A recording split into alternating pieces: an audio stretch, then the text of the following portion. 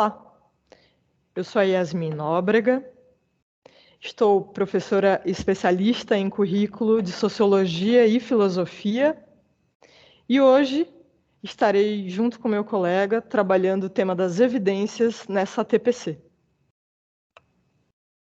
Boa tarde, eu sou Marciano, professor especialista de currículo em projetos, e hoje também vou estar com a Yasmin aqui, discutindo e refletindo um pouco com vocês sobre a importância das evidências.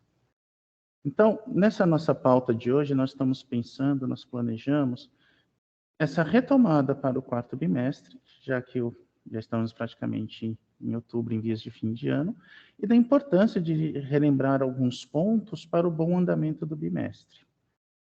Por tratar de evidências, eu acho que o primeiro ponto, ou a primeira coisa que sempre vem à nossa cabeça, é a música. É o hino, praticamente, o segundo hino brasileiro é Evidências. Estamos, assim, final de setembro, estamos no centenário da independência, então nada mais, vamos dizer assim, interessante para relembrar do que esse meme de Dom Pedro lá na margem do Ipiranga, e o pessoal começando a cantar Evidências com ele. Então, Evidências, essa música, ela deve andar lado a lado com a gente, no sentido de que nos lembra a sempre evidenciar. Nós estamos em uma nova sociedade em que é muito importante a evidência e relacionarmos com ela.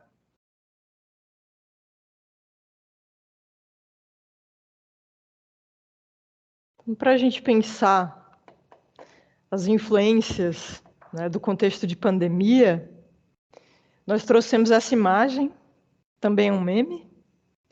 Nela está uma alusão, né, à escola moderna, que seria vivenciada dentro de um computador.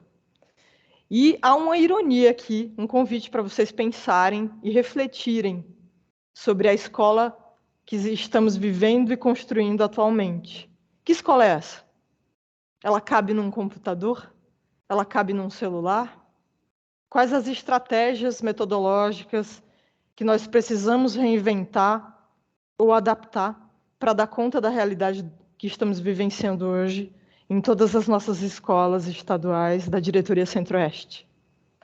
Essa é uma provocação que nós trazemos a fim de estimular vocês a entender a importância dos contextos e dos processos de ensino-aprendizagem. Todos esses contextos e todos esses processos precisam de registro. Sem registro, a gente não tem memória, a gente não tem como comparar a produção, né, de um estudante em relação a ele mesmo. Então, a escola de hoje é uma escola cheia de novos paradigmas, uma escola que se coloca, né, à prova de habilidades socioemocionais a serem trabalhadas, de conteúdos disciplinares que ficaram aquém do esperado por conta do hiato que a pandemia impôs. E agora a gente tem um compromisso com nossos estudantes e nossas estudantes de reinventar essa escola. E essa nova escola, né, que é totalmente diferente da escola vivenciada até 2019, nos traz toda uma reflexão a partir de lacunas deixadas pelo ensino remoto. Nós podemos pensar sobre esse ensino remoto vivenciado nos últimos 2 anos como um desafio que, aos poucos, vem sendo superado nos últimos meses, conforme nós retornamos ao ensino presencial. No entanto, essa lacuna deixou marcas. E como que a gente vai poder superá-las? Então, aqui nós indicamos um registro como um caminho, né, para olhar para todo esse processo e todas as dificuldades que precisam ser enfrentadas. Então, a nova forma de trabalhar hoje, ela tem bases virtuais, né, mais presenciais também, ou seja, ela é híbrida. Então, vocês fazem registros na Secretaria Escolar Digital, vocês têm a plataforma do Placon, que é a plataforma Conviva para registros de ocorrências, né, em relação a conflitos escolares.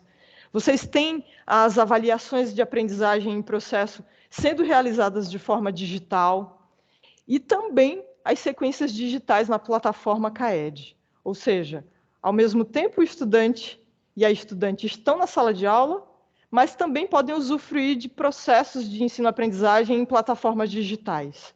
É uma nova escola. Mas que escola a gente quer que seja? E pensando, né, em todos esses tempos difíceis, em resquícios de pandemia, em desafios relacionados principalmente à defasagem nas aprendizagens, a gente traz aqui um excerto de uma obra da Ecléa Bose, uma professora intelectual da Universidade de São Paulo, que deixou uma contribuição sobre a memória, a importância dos registros, né, principalmente no estudo feito com idosos. E a gente traz essa reflexão para que vocês compreendam que o estudante e a estudante precisam, né, serem entendidos, compreendidos de forma integral. E, para isso, nós precisamos de memória, nós precisamos de registro. Então, a Ecléa fala que a memória é um cabedal infinito do qual só registramos um fragmento. Frequentemente, as mais vivas recordações afloravam na despedida no portão. Muitas passagens não foram registradas, foram contadas em confiança, como confidências. Continuando a escutar, ouviríamos outro tanto e ainda mais. A lembrança puxa a lembrança. E seria preciso um escutador infinito. Ou seja, se nós não fizermos esses registros, como que nós poderemos acompanhar o desenvolvimento, né, integral desse estudante e dessa estudante? Então, é um convite que a gente faz para vocês valorizarem a memória do próprio trabalho pedagógico de cada docente, do trabalho pedagógico interdisciplinar, do trabalho pedagógico por meio de projetos que a escola desenvolver. As evidências trazem, né, essa memória à tona. E, reforçando essa ideia da importância das evidências, a gente traz aqui uma notícia recente, né, dessa semana, sobre a Cápsula do Tempo. Não sei se vocês conseguiram assistir, é um programa televisivo que passa aos domingos, trouxe, né, essa experiência de Piracicaba, uma escola antiga, que vivenciou a abertura de uma preciosidade, junto com estudantes, ex-estudantes, pessoas da comunidade. A escola, há mais de 100 anos atrás, havia deixado um legado para os estudantes do futuro, que viria através de uma cápsula do tempo. E essa cápsula foi aberta. Dessa maneira, os estudantes de 2022 tiveram acesso a materiais, cartas, até produtos que foram criados há muitos anos atrás.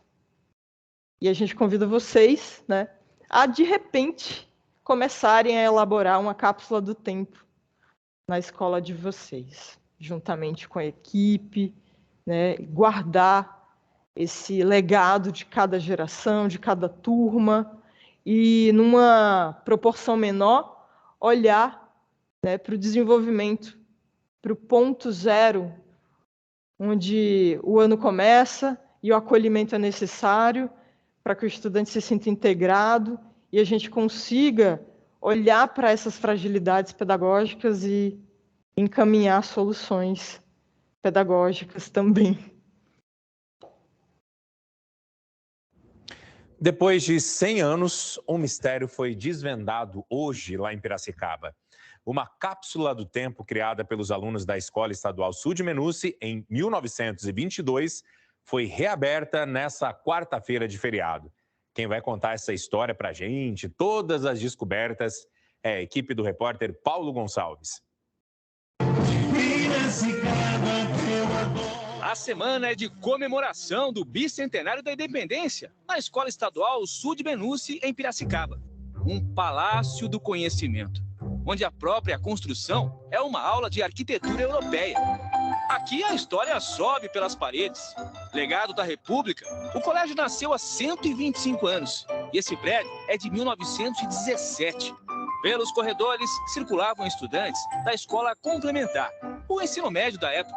A dona Marli, de 85 anos, foi aluna, professora e diretora da escola. Entrou com 11 anos e não saiu mais. Muito rígido, uma disciplina severa. As escadas de madeira testavam a habilidade artística dos alunos, porque a gente subia essas escadas na ponta dos pés, como bailarinos. Não podia fazer barulho, porque atrapalhava o ensino. A escola pública, que marcou época, guarda no saguão um mistério. Surpresa com data marcada, 7 de setembro de 2022, dia da revelação dos documentos históricos guardados numa cápsula do tempo. A ideia foi dos alunos formados em 1922, postos eternizados no álbum de formatura, responsáveis pela iniciativa que desperta a curiosidade de várias gerações. O que você espera ver nessa cápsula? Deve ter muita coisa muito legal daquela época, tipo, como documentos, trabalhos. Imaginar o que eles pensavam em 1922, que é um período totalmente diferente, né, do nosso. A gente fica muito curioso, assim, a gente não vê a hora de saber o que tem lá dentro, os registros deles, né? O que motiva muito é o mistério, o fato de estar lacrada para ser somente aberta um século mais tarde. Isso mexe, porque são 4 gerações. Antes da abertura da caixa, a escola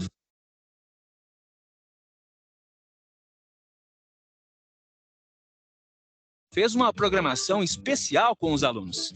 Houve salas responsáveis por entrevistas com ex-alunos, com ex-diretores, com ex-professores.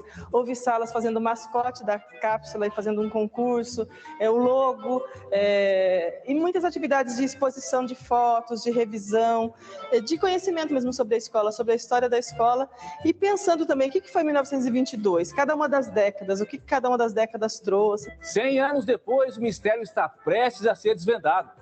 Para retirar a cápsula do tempo, a escola de Piracicaba fez parceria com profissionais de um museu da cidade, porque o serviço é muito delicado.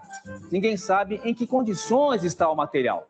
2 dias antes da abertura da cápsula, a equipe já começou os trabalhos.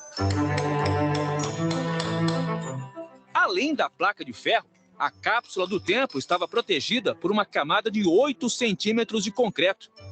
Foi preciso chamar um pedreiro e trazer máquina. 2 horas de trabalho até chegar a uma camada de madeira. Aos poucos, a caixa mágica começou a aparecer. Os professores e diretoras da escola participaram da retirada, como a dona Benedita, de 85 anos. A gente previa que ia ser difícil, mas não tão difícil quanto está sendo agora. Vai aumentando a expectativa, né? O coração bate muito forte. Hoje, 7 de setembro de 2022, a caixa foi retirada. Diante de uma plateia cheia de expectativa, a cápsula foi aberta num laboratório, um ambiente isolado diante da possibilidade de contaminação.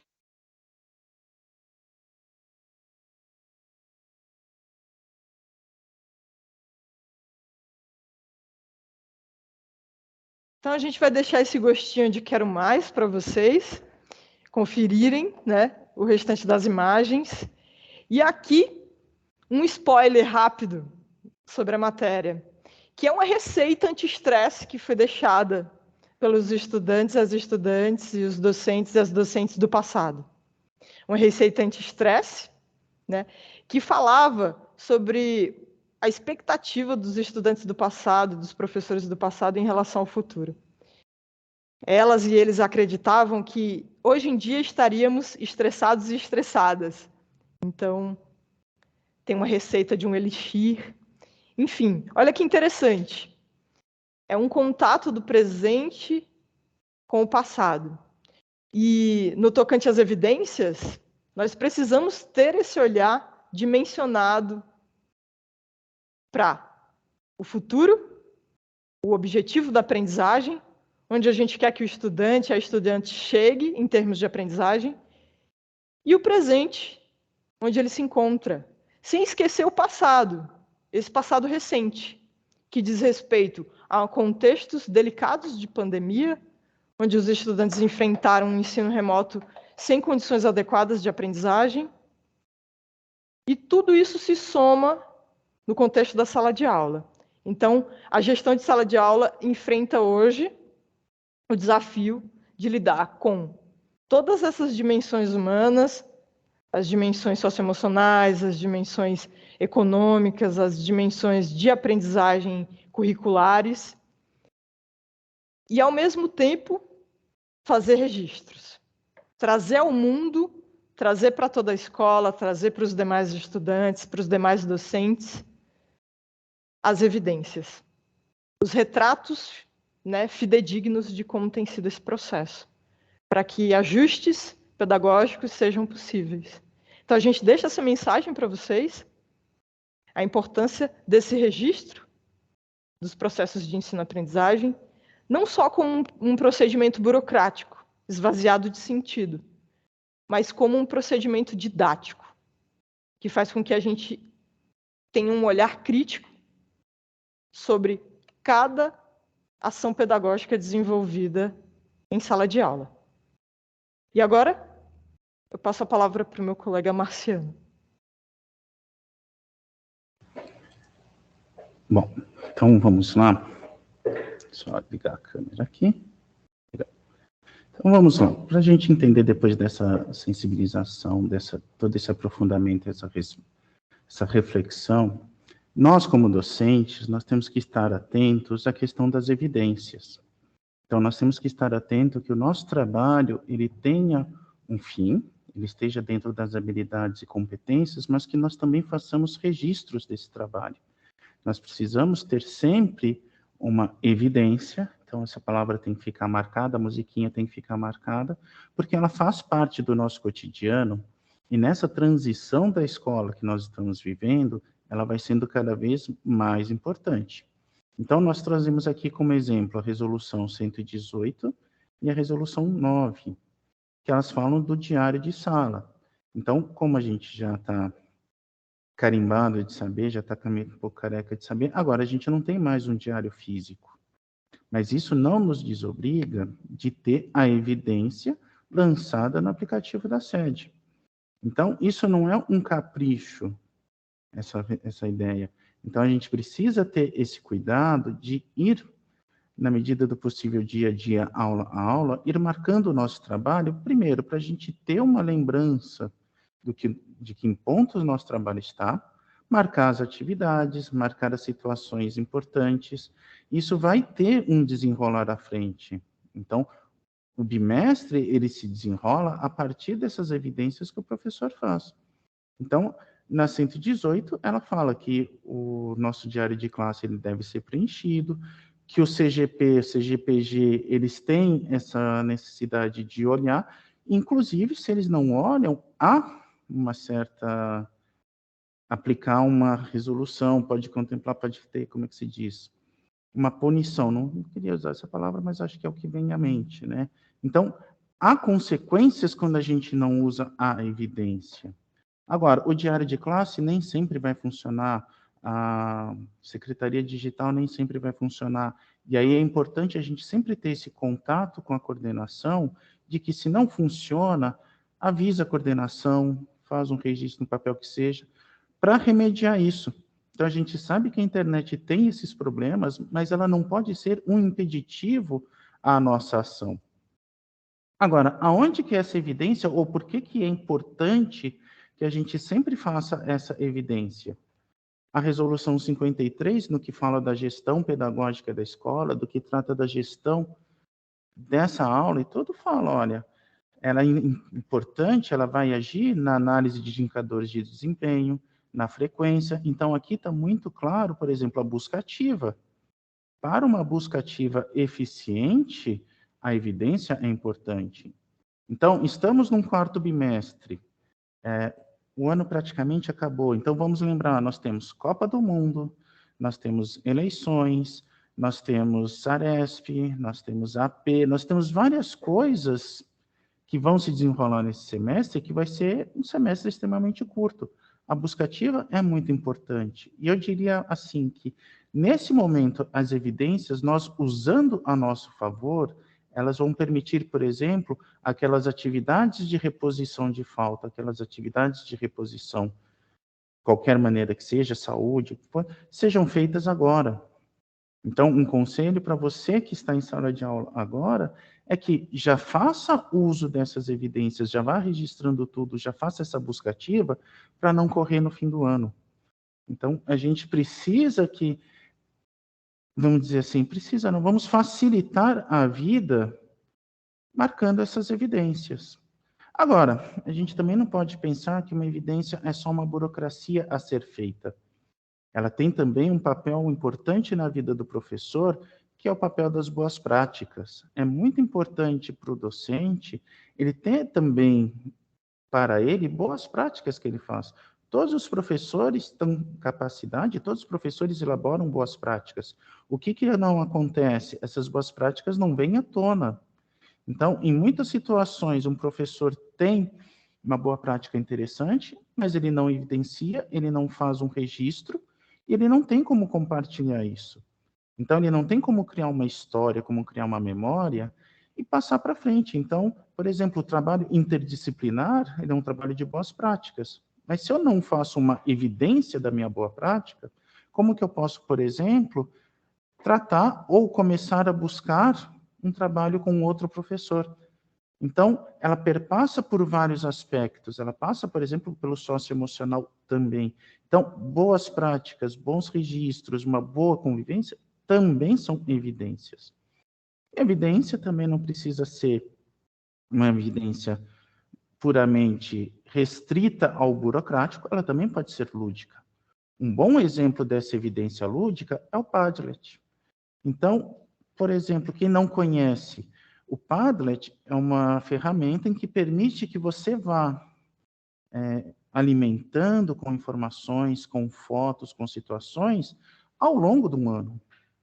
Então, há escolas que já fazem uso do Padlet. Um professor pode fazer isso com uma turma. Isso é só um exemplo, tá? Não precisa ser seguido. Mas ele alimenta e ao longo do ano os alunos vão alimentando, então vai agregando a situação de todos participarem numa evidência sendo lúdica.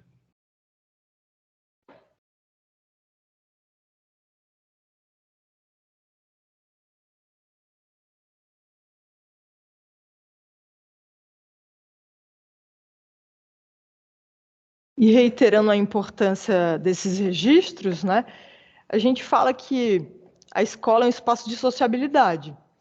E nela acontecem muitas ações pedagógicas. Essas ações evidenciam um trabalho que está sendo feito. E como a escola é um espaço público, o processo de ensino-aprendizagem acontece coletivamente, nós precisamos organizar, sistematizar essas informações. Elas são preciosas. E para que elas se tornem públicas, não só através da Secretaria Escolar Digital, mas também, né, para a comunidade escolar, para os estudantes das demais turmas, são necessários registros sistêmicos, cotidianos. Tem que haver uma prática docente de registro que aconteça diariamente, para que essas boas práticas não se percam. Então, a gente não pode deixar que a memória de cada experiência pedagógica ali vivenciada acabe se perdendo naquele momento fugaz. Então, o tempo ele não apaga a história quando a gente faz o registro. Então, daí a relevância de vocês terem registros para além da sede também. A Secretaria Escolar Digital é fundamental para esse compartilhamento de boas práticas e essa manutenção de informações do diário de classe digital. No entanto, ela não é suficiente. O docente e a docente precisam, né, ter esse resguardo pedagógico para que seja possível enxergar a trajetória de aprendizagem de cada estudante com mais interesse e mais sensibilidade e, assim, afinar e ajustar as estratégias metodológicas. Então, aprofundando e até sendo uma forma de lidar com essas evidências, as nossas datas. Então, é interessante pensar, é interessante a gente ter em mente, eu falei desse bimestre que vai passar voando, algumas datas mais importantes. Então, a primeira delas, o nosso bimestre, ou quarto bimestre, vai se desenvolver de 17 de outubro a 27 de dezembro. Então, praticamente vamos estar cantando Feliz Natal em sala de aula.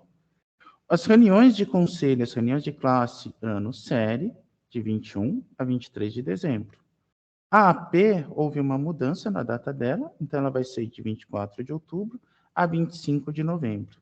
E no meio da AP tem o SARESP, 9 e 10 de novembro. Então, é muito importante, se possível, você tomar nota num caderninho para você não se atrapalhar com essas datas.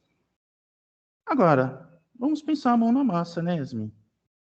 Com certeza, querido. O mão na massa precisa fazer sentido.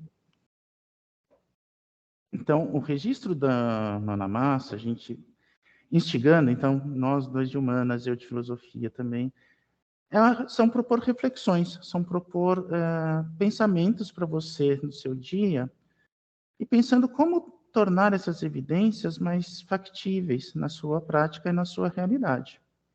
Então, primeiro ponto, é uma preocupação, então, você apenas registra no SED a presença, ou você pensa em boas práticas também? Então, como que está essa sua relação com as evidências?